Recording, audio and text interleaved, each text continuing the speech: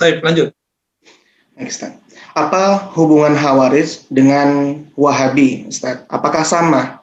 Dan juga apa hukum kita taklid kepada Ustadz Wahabi yang memang suka takfiri dengan alasan kita tidak boleh lihat dari satu ustadz, dan apa juga hubungan Khawarij dengan teologi dari tauhid? Iya, baik. Wahabi ya, Wahabi dulu. Wahabi ini beda dengan Salafi dalam pergerakan, walaupun akidahnya sama. Wahabiyah, teman-teman, ini apakah Khawarij ini bagian keturunan Zulkhuwaisirah? Nabi SAW tidak menyebutkan itu. Nabi cuma mengatakan, saya khuruj min di hadzal qaum, maka keluar dari kaum ini. Keluar dari kaum itu maksudnya dari kelompok ini akan muncul kelompok yang berfaham seperti yang saya sebutkan prototipe yang tadi itu. Ya. Maka di negara manapun ada Khawarij, itu pasti modalnya sama. Dulu ada Al-Qaeda, ada ISIS, ya. Ada sekarang kalau di Indonesia ada NI, teman-teman. Dan maka aneh jika ada seorang dai itu terkenal ya dari dia membela Al-Qaeda, tapi dipuji-puji orang di Indonesia. Ya. Bagaimana mungkin seorang ulama Ahlussunnah bisa membela Al-Qaeda yang mereka sudah disepakati oleh umat Islam, ulama muslimin sebagai kelompok Khawarij. Ya. Lalu bagaimana dengan tokoh Hajjaj bin Yusuf? Nah, ini pertanyaan advance, mungkin tidak semua tahu tentang Hajjaj bin Yusuf. Hajjaj bin Yusuf ini, teman-teman, dia adalah orang yang hafiz Quran sebenarnya, tapi menjadi gubernur di Irak dan ahli sastra, hidup di zaman Hasan al-Basri. Waktu dia diangkat, gubernur yang lama di Irak tidak mau turun. Maka dia memakai hadis yang itu, jika sudah dibayar dua pemimpin, maka yang satu boleh memerangi yang kedua. Sampai di Masjidil Haram pun, kemudian ketika orang ini, gubernur yang lama ini bersembunyi di Masjidil Haram, maka dia bunuh di situ. Itu sebabnya dalam buku-buku tarikh, buku-buku sejarah, Hajjaj bin Yusuf ditulis belakangnya dengan sebutan laknatullah alaih, ya, laknat Allah kepadanya. Namun dia punya jasa-jasa juga dalam mempertahankan Mushaf Utsmani. Itu barangkali jasanya. Selebihnya banyak cerita-cerita yang tidak indah mengenai Hajjaj bin Yusuf. Dan dia bukan disebut sebagai Khawarij, tapi disebut dengan pemimpin yang zalim. Ya. Lanjut. Pertanyaan selanjutnya, Ustadz. Bagaimana sikap kita terhadap mereka? Dan bagaimana membentengi keluarga kita dari golongan mereka? Sikap kita terhadap mereka, kita harus memahami prototipe tadi dengan jelas dan harus berhati-hati. Kita tidak boleh membenci mereka tentunya. Kalau bisa kita mengajak mereka diskusi, karena yang terjadi pada mereka adalah kesalahan menginterpretasikan agama, menafsirkan agama, tapi perbedaan interpretasi ini, perbedaan penafsiran ini dianggap sebagai perbedaan pokok agama. Jadi Ustaz misalnya menafsir ayat, saya menafsir ayat. Bagi mereka, penafsiran mereka itu suci, seperti Quran. Sedangkan saya menganggap penafsiran saya itu bisa jadi salah, bisa jadi benar. Mereka ini harus diberikan pencerahan. Dulu Sayyidina Ali di masa transisi teman-teman, itu mengirim Abdullah bin Abbas. Abdullah bin Abbas dikirim ke beberapa kelompok Khawarij. Apa yang terjadi? Berdebatlah mereka. Apa kata mereka? Ya Ibn Abbas. Kenapa itu pemimpin kamu Ali berani sekali dia berhukum dengan hukum rijal, hukum utusan, tidak hukum Allah. Apa kata Abdullah bin Abbas? Yang kita lakukan adalah mengirim perwakilan untuk mencari titik temu. Sekarang jika kamu bertengkar, jadi dia buat kedua kelompok tuh. Kamu nih bertengkar dengan kelompok ini. Apa yang kamu lakukan? Mereka sepakat menjawab, orang Khawarij. Kami mencarikan orang ketiga yang akan mendamaikan kami. Kata Ibnu Abbas, betul, itulah yang disebut tahkim. Ini yang dilakukan Sayyidina Ali. Sayyidina Ali mencari orang ketiga yang netral, yang mereka bisa berdialog. Akhirnya karena kalam itu ada sekitar 4.000 orang-orang Khawarij, kemudian kembali ke Ahlussunnah wal Jamaah, yang saat itu disebut ya kembali ke sahabat Ali bin Abi Thalib tidak jadi mengkafirkan beliau. Nah, cuma sayang ya masanya tidak panjang, akhirnya tidak banyak yang terselamatkan oleh Sayyidina Ibn Abbas. Ya. Jadi ada yang masih bisa diajak diskusi, ada yang sudah tidak bisa. Ada yang kalau ketemu itu udah ngancam-ngancam bunuh. Ya. Nah, kalau yang masih bisa diajak diskusi, kita berdiskusi. Mereka orang yang salah interpretasi, kita nggak boleh langsung benci. Tapi kalau sudah mulai mereka main fisik, apa kata Nabi? فَإِذَا لَقِيتُمُوهُمْ فَاقْتُلُوهُمْ. Jika kamu bertemu mereka, maka perangilah mereka. Bahkan di masa perang, perangilah mereka, bunuh mereka, gitu kata Nabi. Itu hadis Bukhari. Nah, ini harus dipahami hadisnya berdasarkan konteks kepentingan keamanan negara. Ya. Barangkali, wallahu alam ya, antara masyayikh di Mesir ini kan terjadi perdebatan panjang. Nih teman-teman, Syekh Ali Jum'ah itu berbeda dari sahabatnya, yaitu Syekh Yusuf Al-Qaradawi. Sama-sama ulama Al-Azhar, tapi kemudian Syekh Yusuf karena pro dengan Said Qutb, ya, maka dia kemudian dikeluarkan dari Hayatul Kibar, dari lembaga ulama-ulama yang senior yang besar di Al-Azhar. Syekh Ali Jum'ah itu menganggap jika kita tidak menggunakan hadis ini, فَإِذَا لَقِيتُمُوهُمْ فَاقْتُلُوهُمْ, jika kamu bertemu mereka, perangi saja, ya, berantas saja, maka negara Mesir pasti akan hancur. Itu sebabnya beliau kemudian menguatkan sisi tentara dari pemerintah saat itu, yaitu As-Sisi. Dan ini menjadi kontroversial yang luar biasa. Kenapa? Karena As-Sisi ini kan musuhnya Mursi. Mursi kan dari Ikhwanul Muslimin. Makanya jangan heran kalau teman-teman kita, teman-teman Al-Azhar, yang afiliasinya dengan Ikhwanul Muslimin, itu tidak suka dengan Syekh Ali Jum'ah. Ini perbedaan penafsiran. Ya, semoga Allah merahmati para guru kita, merahmati Syekh Ali Jum'ah, merahmati Syekh Yusuf Al-Qaradawi, dan lain-lain. Baik, lanjut. Next time. Apa hubungan Khawarij dengan Wahabi, Ustaz? Apakah sama? Dan juga apa hukum kita taklid kepada Ustadz Wahabi yang memang suka takfiri dengan alasan kita tidak boleh lihat dari satu ustadz, dan apa juga hubungan Khawarij dengan teologi dari tauhid? Iya, baik. Wahabi ya, Wahabi dulu. Wahabi ini beda dengan Salafi dalam pergerakan, walaupun akidahnya sama. Wahabiyah, teman-teman, ini dinisbatkan langsung kepada Syekh Muhammad bin Abdul Wahhab. Kenapa nggak disebut Muhammadiyah? Ya, begitulah tradisi ulama ahli sejarah. Mazhab Syafi'i tidak disebut mazhab Muhammadiyah, karena Imam Muhammad bin Idris Asy-Syafi'i itu lebih senang ulama menyebut mazhabnya dengan mazhab kakeknya, atuknya, ya. Disebut Syafi'i. Mazhab Ahmad bin Hambal nggak disebut mazhab Ahmadiyah, tapi disebut dengan mazhab kakeknya juga, itu Hanbali. Abu Hanifah nggak disebut dengan namanya Nu'man, mazhab Nu'man nggak, tapi disebut dengan kunyahnya, yaitu Hanifah, jadi Hanafi. Yang disebut dengan namanya cuma Maliki. Jadi kalau ada yang mengatakan ini seharusnya disebut mazhab Wahabi itu mazhab Asmaul Husna, ini kekonyolan yang dinyatakan, gitu ya. Jangan konyol-konyol lah, nggak mengerti sejarah ya uskut aja lebih baik. Ya. Wahabiyah ini teman-teman disepakati oleh ulama seperti Syekh Sayyid Ahmad Zidahlan, ulama Mekah, mufti mazhab Syafi'i di masa transisi, ya, masa akhir-akhir Ottoman berkuasa di Hijaz. Kemudian diteruskan pemahaman itu oleh pengarang tafsir As-Sawi. Itu menyebut bahwa Wahabiyah itu Khawarijul Asr.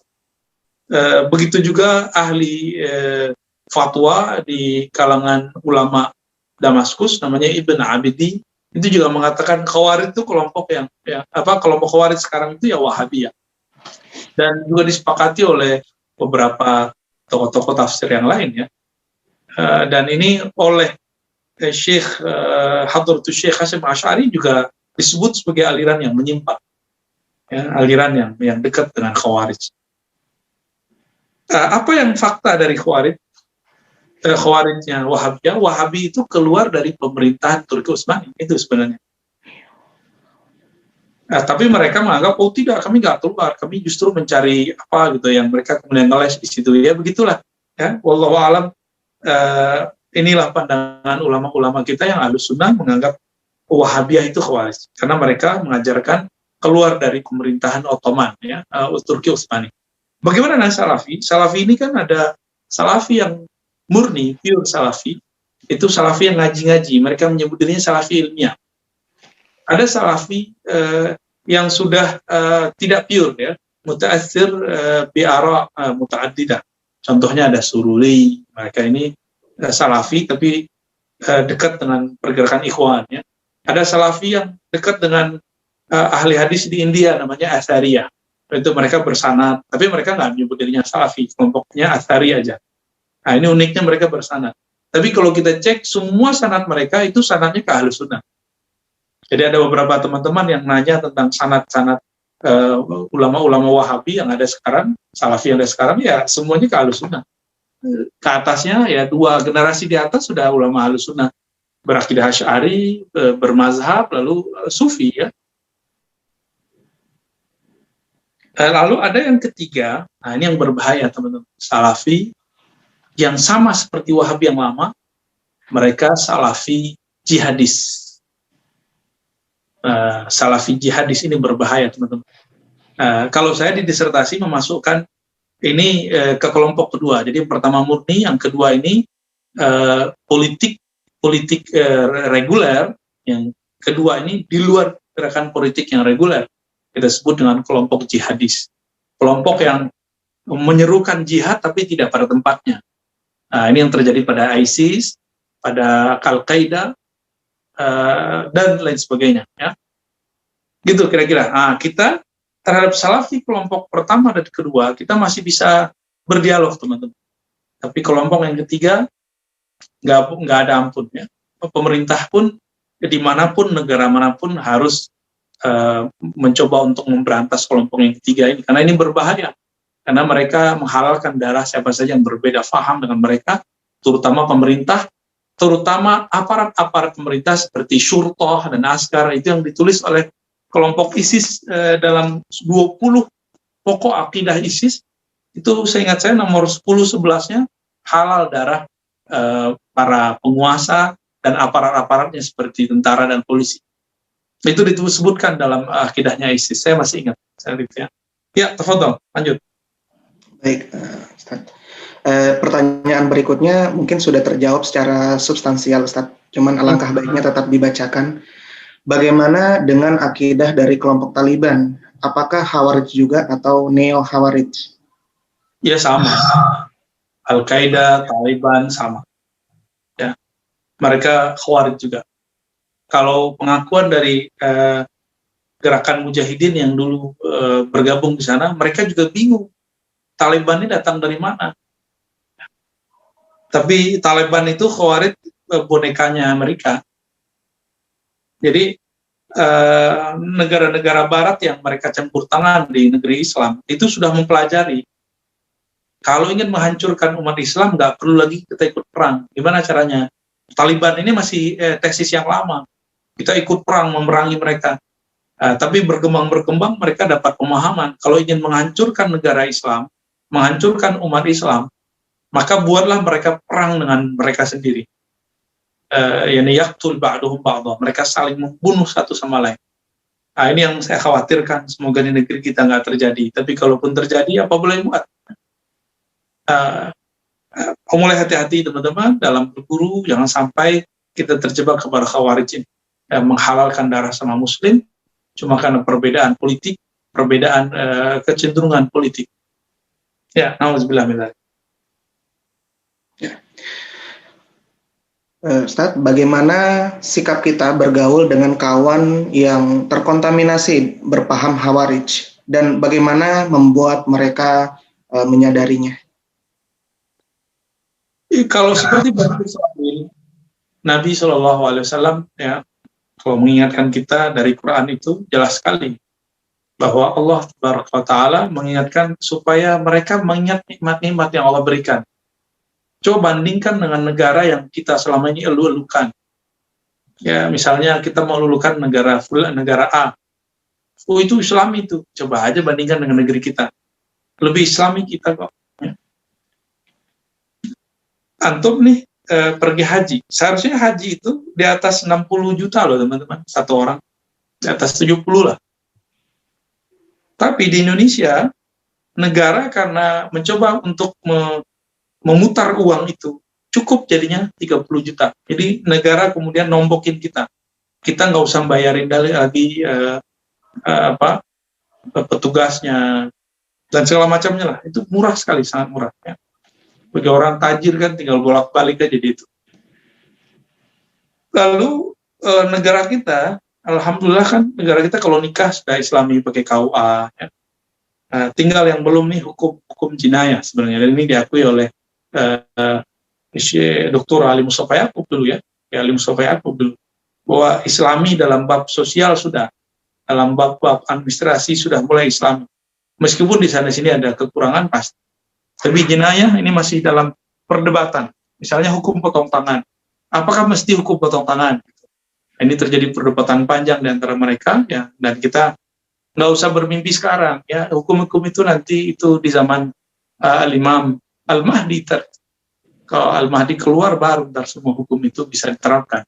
Jadi jangan kemudian berharap negara manapun bisa menerapkan ajaran Islam secara kafah sampai Imam akhir zaman itu keluar. Nah, kita sekarang berjuang aja. Ya. Jadi sikap kita bagaimana dengan mereka? Jika masih memungkinkan dialog, kita ajak mereka dialog, ingatkan kebaikan-kebaikan negara. Ya. Ada seseorang dulu, dia mengatakan hal yang sama, Khawarij, bapaknya PNS. Ya, bapaknya marah, dibilang begitu. Ya, kamu dimakan pakai duit PNS. Gitu. Baru dia kemudian sadar. Ya. Ada yang sadarnya dengan ngaji. Nah, kebanyakan sadarnya lewat ngaji, itu lebih baik. Karena mereka menggunakan ayat-ayat takfiriyah, ayat-ayat yang digiring untuk pentakfiran, ayat yang sama, kita harus sajikan tafsir-tafsir yang otoritatif untuk menjelaskan bahwa maknanya bukan pengkafiran. Gitu. Justru makna ayat itu ada asbabun nuzulnya dan harus dengan ilmu. Nah, orang yang berpindah dari pemahaman tertentu dengan ilmu lebih permanen, lebih kuat daripada berpindah karena takut. Jadi misalnya nih, suatu negara dimanapun memenjarakan teroris, itu kan dipenjarakan cuma badannya doang, kan pikirannya enggak.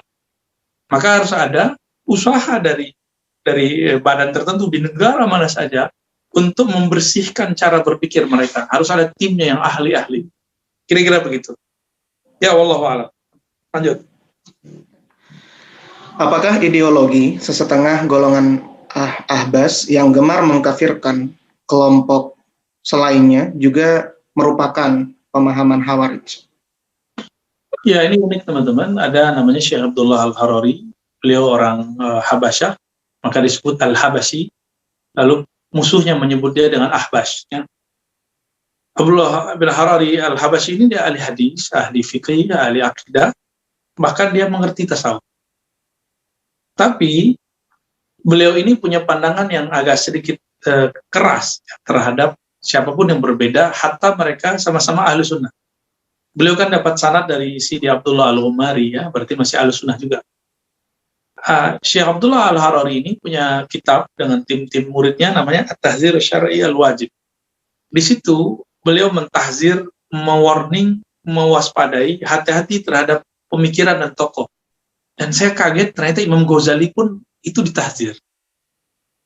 Jadi jangan hanya sekelas kita ini, Imam Ghazali aja ditahzir, dianggap kalamnya bermasalah. Kemudian Al-Jili, ya. Justru yang dibela habis-habisan Ibn Arabi ini unik juga tuh ya. Kemudian Syekh Abdul Harari ini menyebut kelompok Wahabiyah ini sebagai bahimiyah, binatang ternak. Nah, ini juga karena beliau dizolimi. Ada satu muridnya namanya Nizar, ya, Syekh Nizar itu dibunuh. Nah, beliau kemudian menganggap bahwa Wahabi ini harus dilawan. Nah, maka disitulah kemudian dia perang. Tapi saya dapat info sebelumnya bahwa Syekh Abdul Harari ini pernah di Damaskus dan tidak diterima oleh ulama Damaskus. Maka terjadi hubungan yang tidak harmonis antara beliau dengan Syekh Al-Buti. Nah, padahal ini sama-sama ahlu sunnah, teman-teman. Maka ahlu sunnah Aswaja ini ada juga yang versi Ahbas ini. Dulu saya pernah interaksi dengan mereka dan saya berterima kasih kepada mereka, pernah memperkenalkan beberapa turos. Buku beliau ada yang sangat bagus, Al-Maqalat As-Sunniyah fi Kashfi Dhalalatin Ibnu Taimiyah, ini buku terbaiknya. Ini boleh kita baca teman-teman dan bagus. Tapi At-Tahzir Syari' Al-Wajib ini tidak bisa dipakai semua. Kajian mereka terhadap Hizbut Tahrir ini boleh dibaca, bagus. Ini yang menginspirasi banyak kiai juga di negeri kita. Tapi ingat, sikap terhadap orang yang berbeda jangan kemudian berlebihan seperti yang terjadi oleh mereka. Ini yang paling unik teman-teman. Ada Syekh Salim Alwan, ya. Saya juga pernah ngaji dengan beliau waktu masih S1. Beliau sering datang ke Indonesia mensyarah Tahawi. Tapi saya mulai ada yang melihat ada yang janggal ketika beliau merendahkan atau menyesatkan ulama yang menyebut Ibnu Taimiyah dengan Syekhul Islam, menyebut Muhammad Wahab dengan Syekhul Islam. Ya. Kalau begitu Syekh Yasin Al-Fadani yang merupakan teman plus gurunya Abdullah Al-Ghumari, gurunya Harori, sesat dong. Oh, ternyata belakangan Syekh Salim Alwan itu berubah.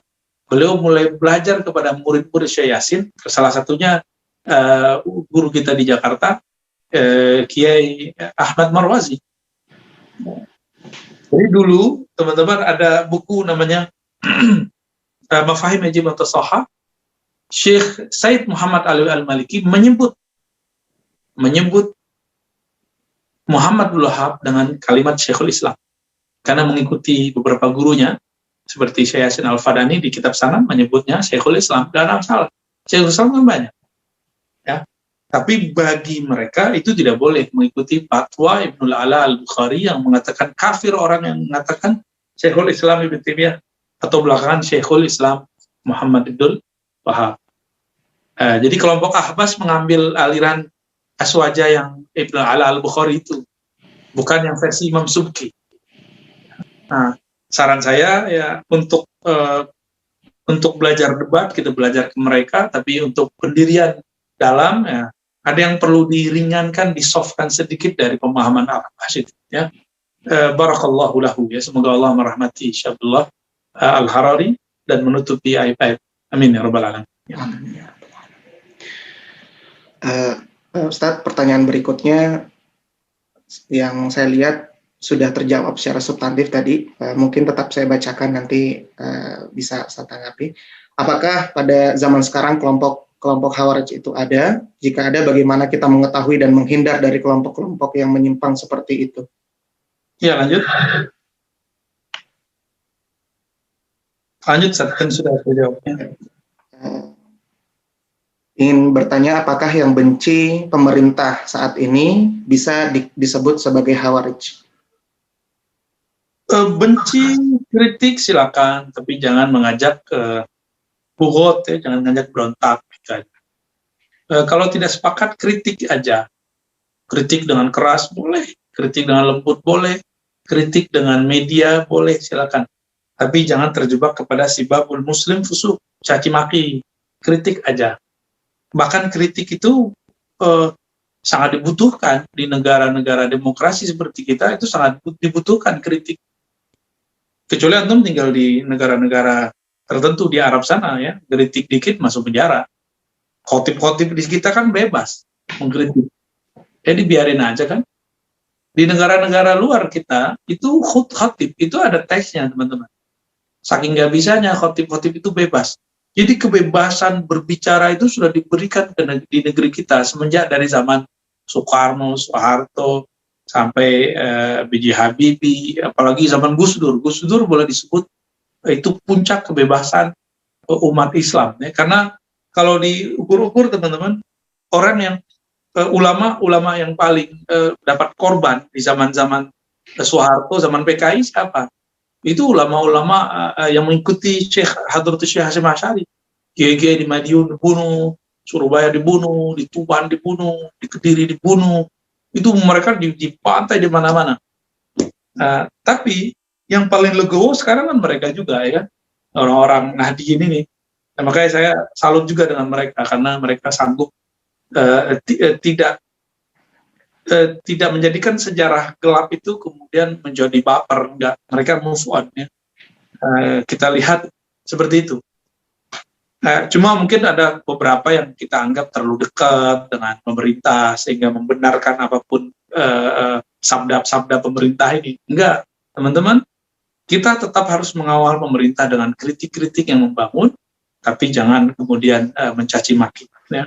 Penguasa tetap kita awasi dengan kritik-kritik. Mari mengkritik tapi tidak mencaci maki. Apakah seseorang yang berfaham Khawarij masih dapat disebut atau dilabeli seorang muslim sedangkan ia mengkafirkan sesama? Kalau versi kitab yang kita baca, 4 kitab itu Al-Farqu Bainal Firaq, Al-Milal wa Nihal, At-Tafsir fi Din, kemudian I'tiqad al-Muslimin wal I'tiqad Firaq al-Muslimin wal Musyrikin, semuanya sepakat bahwa Khawarij masih disebut muslim, tapi muslim yang ekstremis. Ya, dan harus diberantas begitu. Ya, faida lakitumu faqtulum, harus diberantas. Baik. Adakah ulama yang sezaman dengan Ibnu Taimiyah dan muridnya menganggap sebagai faham Khawarij? Ibnu Taimiyah, perdebatan zaman itu bukan perdebatan Khawarij, teman-teman. Tapi pemikiran Ibnu Taimiyah ini nanti diakuisisi oleh kelompok Khawarij zaman setelahnya sebagai akidah pembenaran. Ya, Ibnu Taimiyah kan punya kitab As-Siyasah Syar'iyyah. Itu kalau antum baca, mungkin antum akan bilang Ibnu Taimiyah ini liberal kali. Ya. Ibnu Taimiyah itu mengatakan pemimpin yang muslim tidak adil tidak lebih baik daripada yang kafir tapi adil. Mending kafir adil. Dia ngomong begitu di Siyasah Syar'iyyah. Silakan dilihat ya. Maka Ibnu Taimiyah tidak pernah mengajak orang bukhot, berontak. Nggak pernah mengajak turunkan pemimpin, nggak ada. Ya. Itu Ibnu Taimiyah. Bagi Ibnu Taimiyah, ya kita harus terima. Gitu. Lalu Ibnu Taimiyah yang membagi tauhid 3 uluhiyah, rububiyah, asma sifat. Asma sifatnya diganti oleh kelompok Khawarij, neo Khawarij. Yang ketiga diganti dengan tauhid hakimiyah, tauhid pemerintahan, hanya satu pemerintahan dengan syariat yang mereka pahami, atau disebut juga tauhid mulkiyah, tauhid kekuasaan. Ya. Nah, ini perbedaannya teman-teman. Nah, ini saya lupa tadi menyebutkan di awal. Kalau Salafi murni, uluhiyah, rububiyah, asma sifat, ya tiga itu ya. Sedangkan Salafi jihadis, bahkan tidak Salafi aja, bisa jadi basicnya dulu aswaja, tapi bisa kena ini. Apa? Mereka menganggap bahwa pemerintahan politik harus berdasarkan usul 3 tauhid ini, pokok 3 tauhid ini. Ini kelompok apa aja bisa menjadi Khawarij. Jadi jika bab politik ditaruh di bab iman, jadi siapa saja kelompok yang naruh bab politik di bab iman, dia akan sama dengan Khawarij. Ya, lanjut. Apakah Wahab bin Rustum itu betul-betul tokoh Khawarij? Dan apakah gelar Wahabi benar-benar disandarkan kepada dirinya? Abu Wahab bin Rustum itu Khawarij, dan itu zaman dulu. Ya. Wahabi bukan dinisbatkan kepadanya. Hanya orang-orang yang tidak mengerti sejarah, literatur sejarah, lalu mencocok logikan. Ini kelompok cocok logi ini sebenarnya. Lalu mengaitkan untuk membersihkan nama Abdul Wahab, mereka mencari kambing hitam namanya Abdul Wahab bin Rustum. Abdul Wahab bin Rustum. Dan itu tidak benar. Ya. Yang benar Muhammad bin Abdul Wahab ya disebut Wahabi, ya nggak ada masalah. Kenapa nggak disebut Muhammadiyah? Ya begitu ahli sejarah menyebutkannya. Karena biasa dinisbatkan ke nama ayah atau ke nama kakek, dan itu biasa. Dan saya sudah jelaskan di depan. Jadi cocok logi ini tolong dihentikan, karena itu saya kalau mendengarnya la yazidu ilal jahlu, ya. Yang nambah itu nambah kejahilan, nambah keilmuan jadinya. Ya, lanjut. Apakah perbedaan menjadi Khawarij dengan menegakkan agama dalam sebuah kaum dan negara? Seperti misalnya Nabi Ibrahim dengan Namrud, Nabi Musa dengan Fir'aun, dan nabi-nabi yang lain. Coba tanya, apakah Nabi Ibrahim mengajak memberontak dari Namrud? Apakah Nabi Musa memberontak dari Fir'aun? Tidak ada sejarahnya. Coba untuk buka Quran pelan-pelan, nggak ada. Beliau menolak ajaran Namrud, menolak seruan Fir'aun, tapi tidak pernah mengajak memberontak kepada Namrud dan Fir'aun. Namrud itu musyriknya bukan main, teman-teman. Penyembah berhala, bahkan dia menganggap dirinya titisan Tuhan. Firaun juga sama, dan mengatakan ana rabbukumul a'la. Apakah ada pemimpin di dunia sekarang, mau di Mesir, mau di Saudi, mau di Indonesia, yang mengatakan seperti itu? Lalu antum mengatakan sekarang lebih zalim dari Namrud. Ya salam. Jangan berlebihan, kritik-kritik aja. Ya. Zulkhuwaisirah yang tadi membentak Nabi dan mengatakan ittaqullah, itu mau dibunuh oleh Khalid bin Walid karena menyakiti Rasulullah. Apa kata Nabi? Tidak, jangan selama mereka masih sholat. Di hadis Imam Muslim ini diabadikan dengan riwayat yang lain.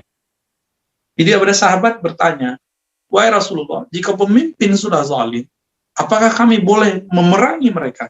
Apa jawabnya? Gak boleh, selama mereka masih sholat. Nah, ya saya lihat sih di tayangan TV, pemimpin yang saya tidak coblos itu masih sholat ya. Ya sudahlah, kita doakan saja kebaikan. Semoga Allah mengilhami amanah keadilan dalam dirinya. Ya, kita doakan. Kapan kita doain pemimpin, teman-teman? Ya. Pemimpin tidak hanya di sini, pemimpin semua umat Islam. Nanti di negara mana aja, itu doa-doa saya. Ya. Kecuali antum punya doa yang berbeda. Jadi tidak benar antum memalsukan sejarah Nabi Ibrahim dan Nabi Musa, lalu mengatakan kita harus keluar. Gak ada sejarahnya. Coba kita buktikan sendiri dari ayat-ayat Quran. Ya. Wallahu a'lam bishawab. Ya, lanjut. Ya, sebelum membacakan pertanyaan berikutnya, Ustaz, mohon maaf kepada Bapak dan Ibu jemaah sekalian yang menyampaikan pertanyaan yang serupa dengan sebelumnya. Bukan berarti kami tidak ingin membacakan, namun karena pertanyaan tersebut juga sudah disampaikan sebelumnya dan sudah dijawab oleh Ustaz. Baik, pertanyaan selanjutnya. Kemunculan kaum Khawarij berlangsung terus hingga akhir zaman. Bagaimana mewaspadai kelompok Khawarij mengingat kajian yang mereka sampaikan nyaris sulit dibedakan dengan ulama salaf? Ada hadis yang mengatakan bahwa umat muslim nanti akan berperang melawan mata sipit dan hidung pesek, tapi banyak dari orang yang tidak mempercayai hadis ini. Bagaimana pendapat Ustadz? Ya, Nabi berbicara begitu, itu bukan rasis, tapi Nabi lagi menceritakan kelompok perusak di akhir zaman. Ya. Itu mata sipit kan bahaya, teman-teman. Di antara orang Saudi dengan orang hijab, orang Damaskus udah beda matanya ya. Orang Kurdi matanya udah sipit, orang Turki matanya lebih sipit daripada orang-orang Saudi, orang-orang Hijaz ya, orang-orang Quraisy.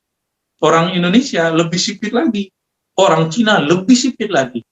Jadi hadis yang tadi itu bukan berbicara tentang gestur tubuh, itu ada makna di sana. Ya, ada makna di sana. Karena kelompok yang disebut Atraq di hadis itu bukan Turki negara, tapi Atraq secara bangsa, dan itu sudah terjadi.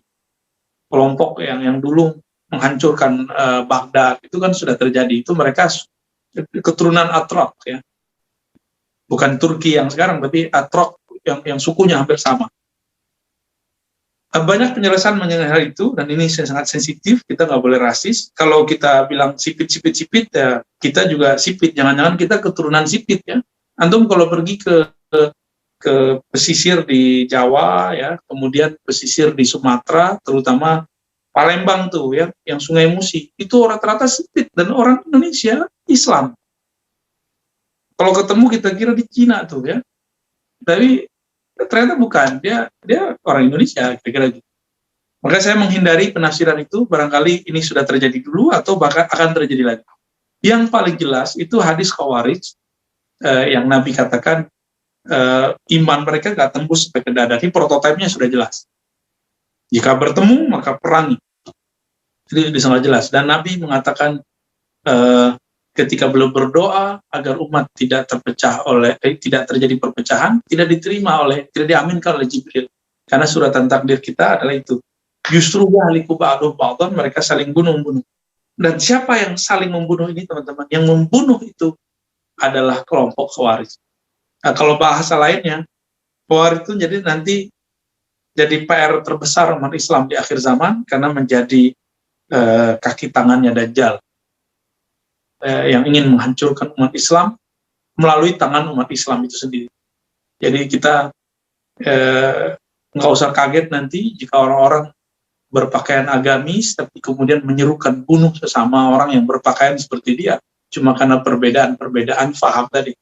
Jangan kaget, nanti akan ada masa seperti itu. Semoga kita tidak termasuk bagian dari mereka. Amin. Ya. Masih ada Ustaz, apa cukup? Amin ya rabbal alamin. Baik Ustaz. Mohon pencerahannya. Ada 2 pertanyaan lagi Ustaz. 2 pertanyaan terakhir. Baik.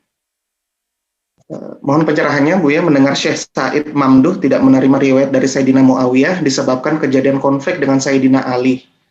Kemudian pertanyaan terakhir juga, apakah HTI adalah bagian dari kelompok Khawarij?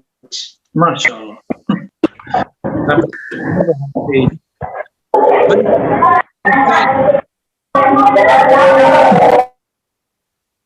Ya, Syekh Said Mamduh itu ulama ahli hadis. Saya nggak melihat ada ulama secakap beliau, sehebat beliau dalam menjelaskan sanad, lalu pemahaman hadis. Jadi hadis dan fikul hadis. Jadi ijtama fihi ilmu riwayah, ijtamat fihi ilmu riwayah wa dirayah wa fikul marwiyah, ya. Berkumpul pada dirinya ilmu riwayat, dirayat, pemahaman apa yang diriwayatkan, fikih. Itu luar biasa sekali. Namun beliau berbeda dengan jumhur ulama, mayoritas ulama ahli hadis. Jadi ahli hadis mayoritas itu menerima riwayat Sayyidina Muawiyah. Tapi Syekh Said Mamduh hafizahullah, itu beliau punya pandangan yang mirip dengan gurunya, bukan gurunya langsung ya, tapi guru dari gurunya, itu Sidi Ahmad Al-Ghumari. Sidi Ahmad Al-Ghumari ini ulama Ahlussunnah ahli hadis di Maroko, di Tonja. Ini menemukan data-data yang kemudian menurut pandangan beliau yang kita sebut hari ini tesis beliau, bahwa itu bisa memperkuat pandangan dia riwayat Muawiyah tidak bisa dipakai. Muawiyah berdosa gitu ya. Tapi murid-murid beliau nggak semuanya mengakui itu ya. Sidi Abdullah Al-Ghumari terkesan ke arah sana, kemudian ini hampir sama diabadikan kembali ya oleh Hasan bin Ali As-Segaf yang murid Sidi Abdullah Al-Ghumari. Nah, jadi ini orang ada pemahaman yang sama. Bagi Syekh Said Mamduh, pemahaman dia ketika dituduh Syiah, dia mengatakan Syiah Rafidhah beda dengan tasyayyu'. Kalau buka kitab Ibnu Hajar membagi tasyayyu'. Tasyayyu' itu artinya cinta kepada Ali.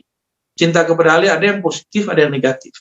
Kalau sekedar menerima Sayyidina Ali, menolak riwayat Muawiyah, itu nggak ada masalah bagi dia. Dia menyebutnya tasyayyu' mahmud, bukan tasyayyu' yang mazmum ya. Jadi pro Ali tapi terpuji, bukan pro Ali yang tercela.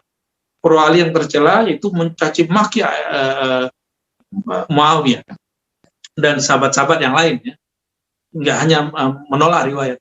Di Alexandria di Mesir itu ada Syekh Muhammad Ibrahim Abdul Bais Al-Kattani, itu ahli hadis, hafal Sahih Bukhari dengan sanad dan matanya. Itu juga tidak terima dengan sosok Muawiyah sebagai sahabat yang lurus. Maka berdasarkan ini kita bisa merujuk, ada nggak ulama terdahulu yang seperti mereka?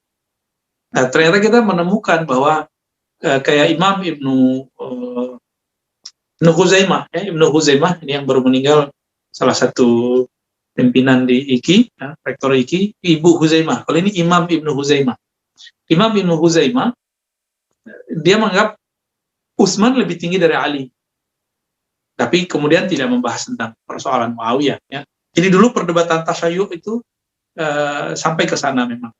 Maka pandangan yang muhtamad, yang dipakai, yang kuat, yang rajih, yang azhar, ya semua istilah kita pakai, bahwa riwayat Sayyidina Muawiyah dipakai. Ini terlihat dari Imam Al-Hakim menggunakan riwayat Muawiyah, Imam Muslim menggunakan Muawiyah, dan saya berkiblat kepada imam ini tanpa mengurangi hormat saya kepada Syekh Said Mamduh dan ulama yang sama dengan beliau.